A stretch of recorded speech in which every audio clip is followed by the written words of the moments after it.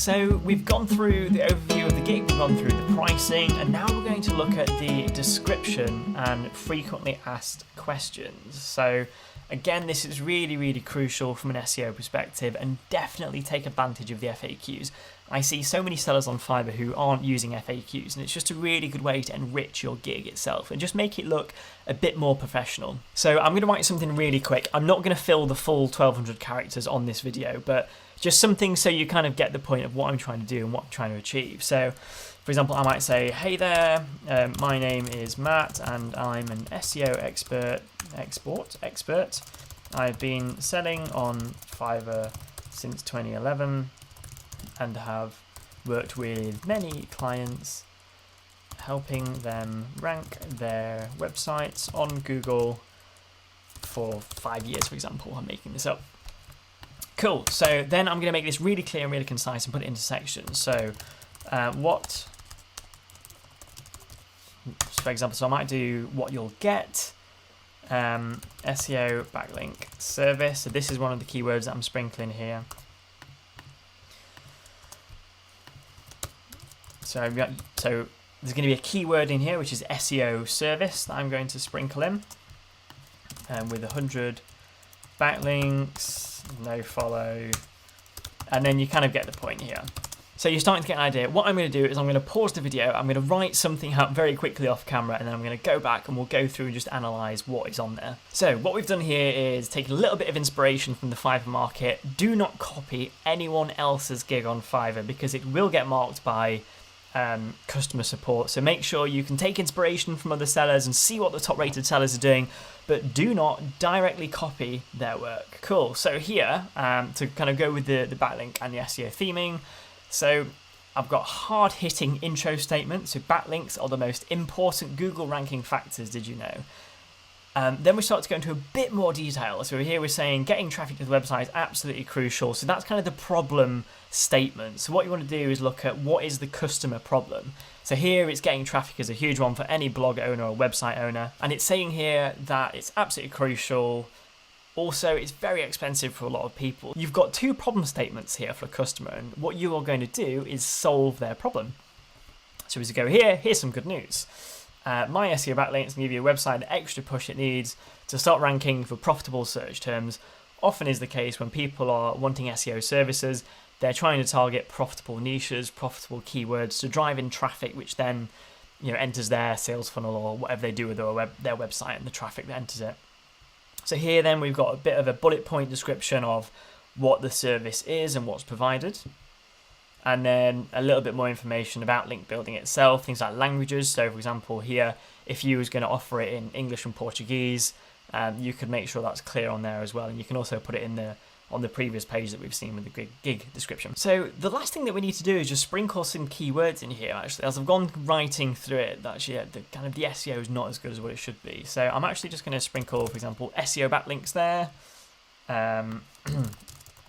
white hat Google ranking, and I'm just going to put here using an SEO service. So we've sprinkled a few of the keywords here. So SEO service was one, SEO backlinks is another, and white hat is a really popular one as well. So you've got the word SEO, the word backlinks, the word SEO service, because that was an individual term as well, and white hat. So together, that should be enough, along with the title, the description, the tags, and anything else you sprinkle around. You don't need to overdo it too much, so it doesn't need to be mentioned every 5 words, because it's not going to sound very human, and often that can have a negative effect. So this is a really nice balance. Again, you can then fill in some frequent asked questions. So I'm going to type in here, how long does the order take? The order takes, etc., etc. So you get the point on that one. And then let's just add one more for demonstration purposes. What is the trust flow and domain authority of the backlinks? DANTF are minimum 30 plus for every backlink. And what you want to do here is you can add 10 FAQs maximum. I would add as many as possible, try and use all 10 and just bulk out, because it just makes the gig look a little bit more complete and a little bit more professional. Save and continue. And then here we're onto the requirements. So what the requirements are is once the buyer orders the gig and then they come through and they've paid and all the rest of it, and it comes through to your seller's profile. If you need any specific instructions or information from the buyer, this is the place to write the questions out, just like a form that they would then fill in. And then once they submit these requirements, they would then hit save or continue or start the order, whatever the button is on their side. And then that triggers the start of the gig order. So you could say here, what is the URL you're targeting? You can choose whether it's multiple answer, whether it's a file, or whether it's mandatory. So I'm just going to do 3 for example's sake. So what are the keywords? 5 maximum.